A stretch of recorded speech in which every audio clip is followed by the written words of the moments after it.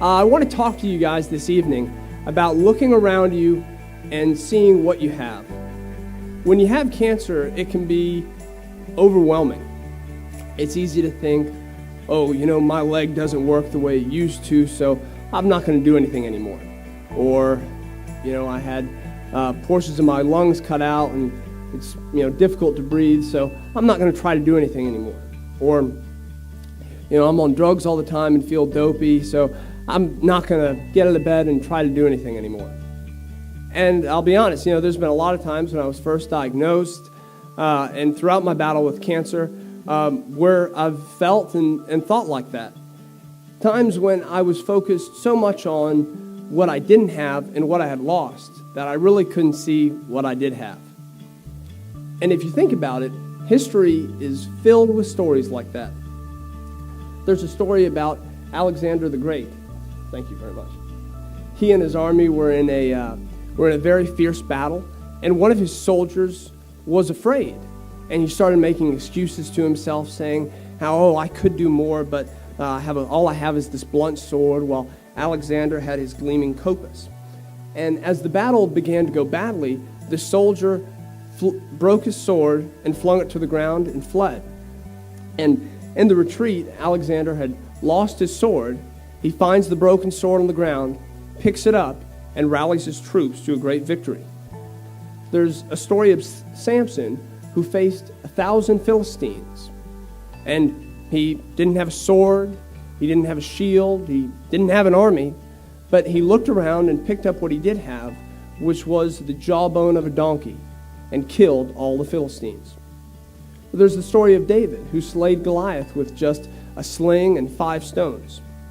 Life is filled with stories of people who may not have had what they wanted, but they looked around, found what they could, and did the best they could with it. And in my life, when things have been pretty grim, I began to think about how bad I had it.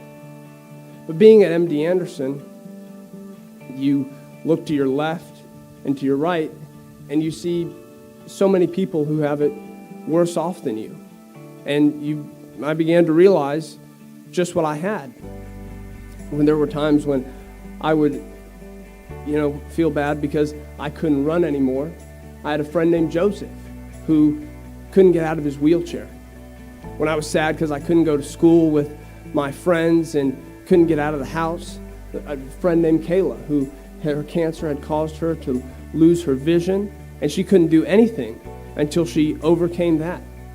And even now, as my family and I and care team struggle to find a treatment plan, I think about a friend of mine, Kevin Mears, who died just after 2 months of being diagnosed with osteosarcoma. He didn't get the chance to fight to extend his life. I was like the man who was complaining because he didn't have any shoes until he met a man who didn't have feet. And I realized, looking back on it, that I was being the soldier in the story, not the Alexander. And I didn't want to be the soldier. I wanted to be Alexander. So I gradually began to look at things differently. I began to see what I could do with those things, rather than thinking about what I was unable to do because of what I didn't have or what I had lost. And I learned that that's the only way to live life. You have to choose to be the Alexander, not the soldier, or to be the Samson instead of the Philistines, or to, like David, to pick up your sling and face your challenges in life, not simply walk away. And the only difference between those two types of people is that one looked at what they had and did the best with it. And over the years, I've learned that there's a lot you can do if you have that attitude. If you can't play tennis, maybe you can play golf. If you can't run, maybe you have good friends who will push you in a wheelchair. But as I look back on those challenges, I realize that they pale by comparison to the more important challenges in life. For example, when I was 14, I had learned that, I thought that I was done with cancer. I had finished my, entire first round of treatment. I thought I was done. 5 or 6 months later, the doctors came back and told me that the cancer had spread to my lungs, and began to ask more questions and learn more about osteosarcoma, and learned that they didn't have a cure for it. And worst of all, they weren't working on a cure for it. And at first I thought, well, there's nothing I can do. It takes a lot of money. I don't have money. It takes scientists. I don't have any scientists. So there's nothing I can do. But again, looking back on it, I was simply looking at what I didn't have, not what I did have. So I talked to my sister, and with the help of our friends and family, we began doing these fundraisers. And I learned that sometimes you don't even realize what you have until you start trying. But the more we worked at it, the more people pitched in to help, and the things that people have done for me in this endeavor have been simply amazing. So tonight, I just wanted to say thank you. Thank you for being the Alexanders. Thank you for being the Samsons and the Davids. Thank you for being people who realize that through unity of purpose and great efforts, we can accomplish more than we believe. Thanks to all of you, just this year we have funded 2 brand new research projects, have provided funding for an established research projects, and have money on deposit at MD Anderson waiting to fund more research projects into pediatric bone cancer. And all of those funds are being matched by MD Anderson. And I know that we haven't cured pediatric bone cancer yet. I'm pretty sure we're not going to cure it this year. I doubt we'll even cure it while I'm alive.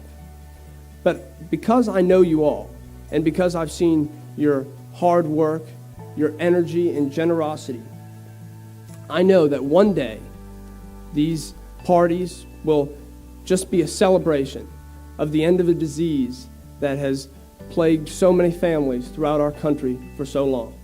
So thank you all so much for your support and being here tonight. Thank you very much.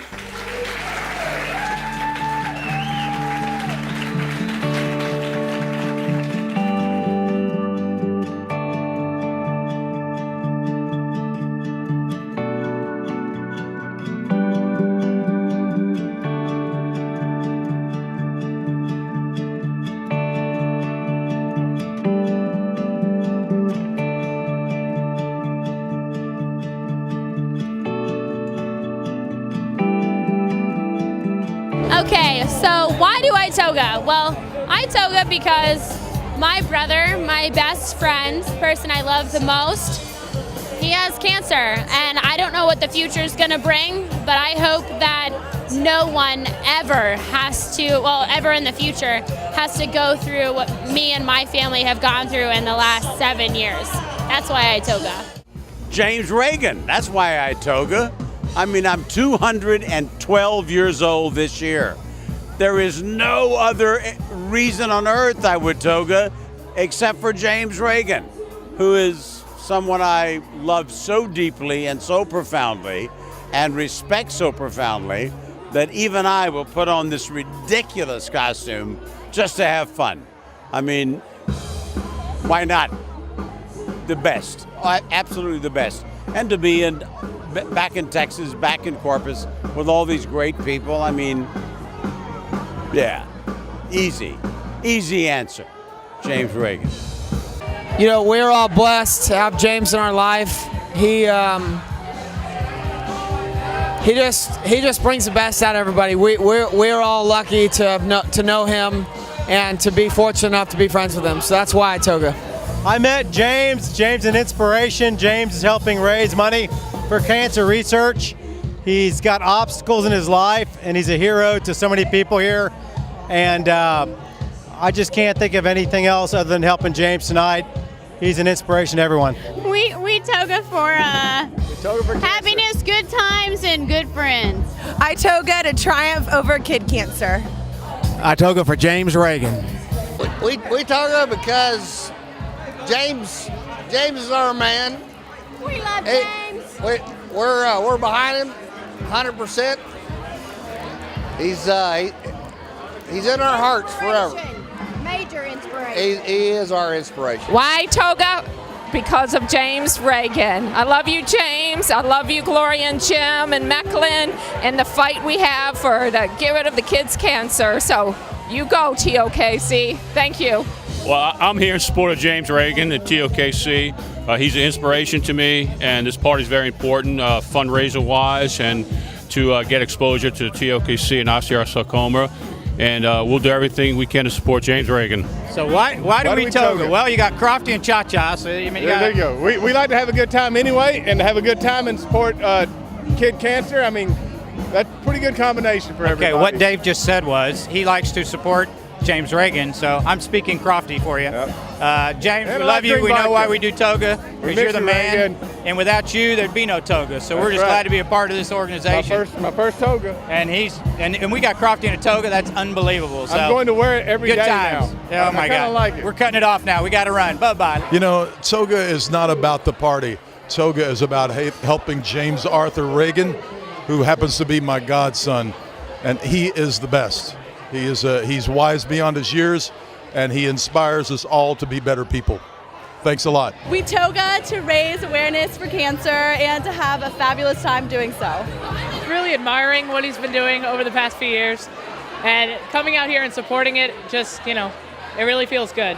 Well, James Reagan's a dear friend of mine, and he's always been doing stuff for us to help us out, and so this is just doing a little thing for him. James is a beast!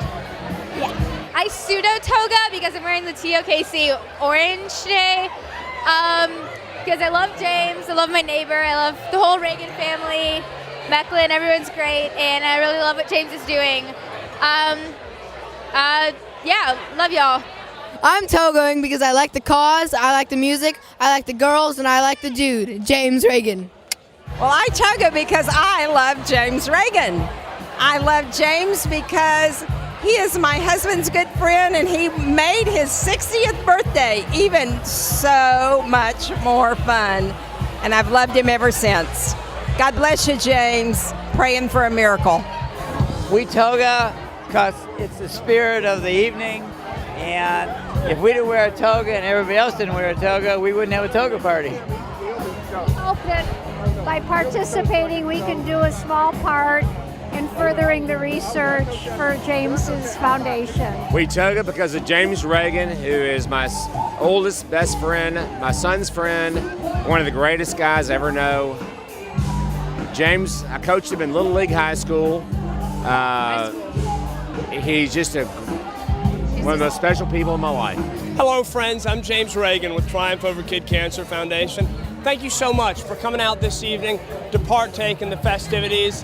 I want you to know that all your support means not only the world to me, but to my friends with pediatric bone cancer everywhere. Thanks so much and have a great night.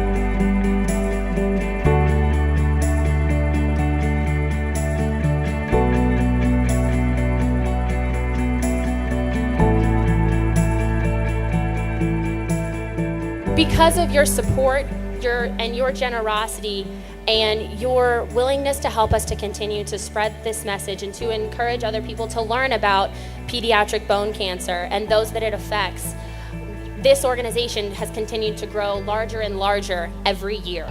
We provide more funding for research. We're able to help more children like James who are stuck in hospitals instead of living their lives playing sports or going to school.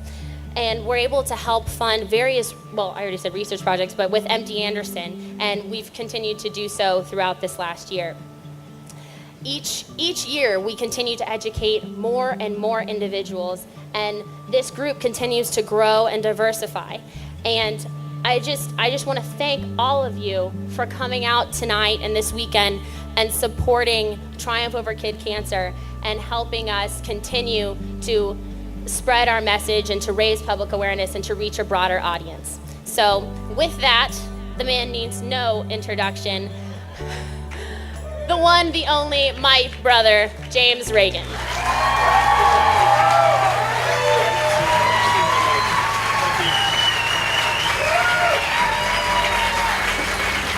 Guys, it's always so great to see everybody here tonight. You know, when the going gets tough, there's nothing better than having a toga party. And I can personally tell you that there is really nothing tougher than fighting pediatric bone cancer. You know, as many of you know, it's been a rough couple of years for me.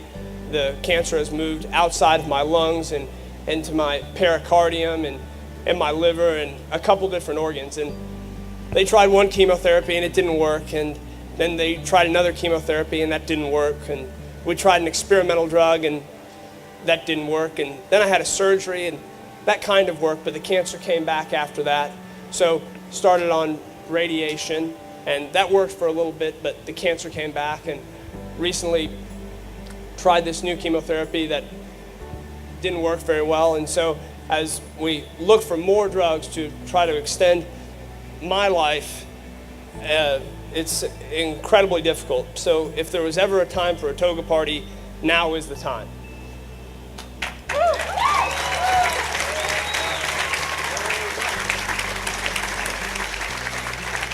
You guys are such great fun, and I'm so glad that I get to spend this evening celebrating and having fun while we raise money to fund research into pediatric bone cancer.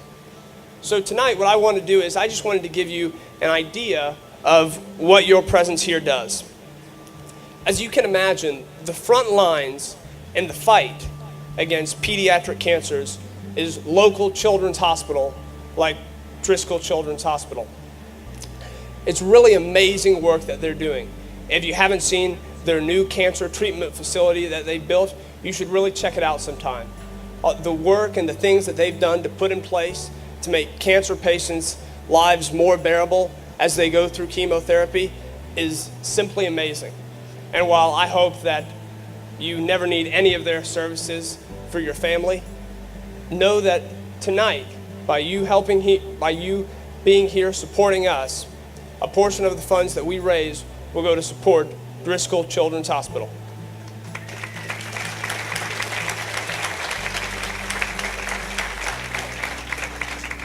And as you know, kids with cancer and who are going through chemotherapy live a very difficult life.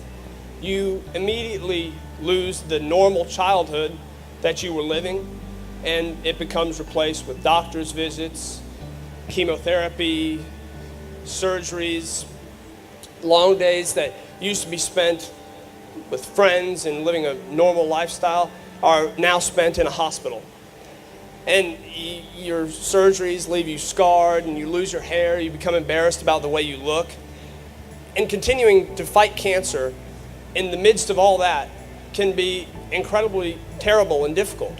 So to try to repair some of that, to try to give back a little bit of normalcy and try to help kids deal with that battle, we support the Sunshine Kids. It's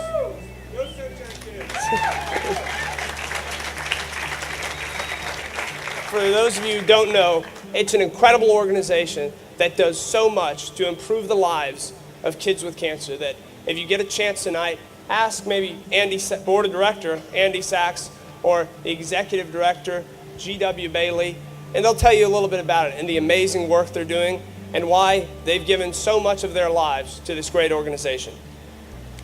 And last but not least, because research into a cure for pediatric bone cancer has been scarce and unsuccessful for the past 30 years, and because survival rates and treatment plans have gone unchanged for the past 30 years, we partnered with MD Anderson to form the Children's Sarcoma Initiative. And together they are matching all of the funds that we raise dollar for dollar to find a cure for pediatric bone cancer.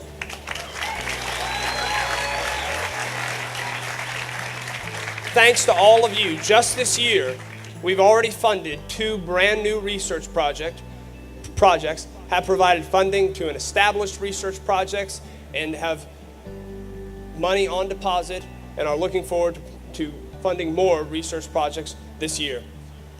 So that's